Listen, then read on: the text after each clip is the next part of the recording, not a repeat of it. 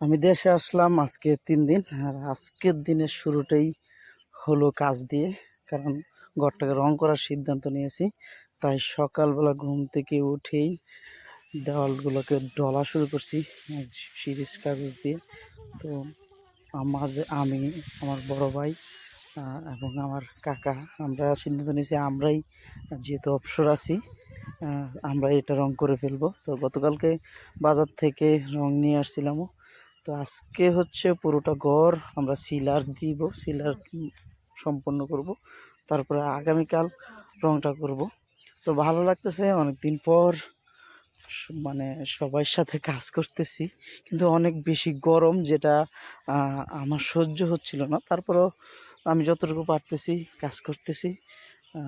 আর ভাই আর কাকা মানে যেইখানে নাকি বেশি উঁচু জায়গা মই দিয়ে উঠতে হয় ওইগুলো করতেছে। আমি নিচে থেকে যতটুকু করা যায় আমি সেগুলো করতেছি। তো ভালোই লাগতেছে, আস্তে আস্তে ঘরটা নতুন একটা রূপ নিতেছে। কারণ সিলারটা যখনই নাকি শুকিয়ে আসতেছে, আস্তে আস্তে যত শুকাচ্ছে তত কিন্তু সাদা কালারটা দেখা যাচ্ছে। আর আমরাও কাজটা শুরু করছি সকাল সকাল, কারণ আজকে শুক্রবার, জুম্মার দিন, নামাজ পড়তে হবে। তাই খুব সকালে কাজে লেগে গেছি, যেহেতু নামাজ শুরু হওয়ার আগে আগেই আমরা কাজ সম্পন্ন করতে পারি। তো কাজ সম্পন্ন করে গোসল টোসল করে নামাজ পড়তে চলে যাচ্ছি শুক্রবার জুম্মার দিন। সবাইকে জুম্মা মোবারক।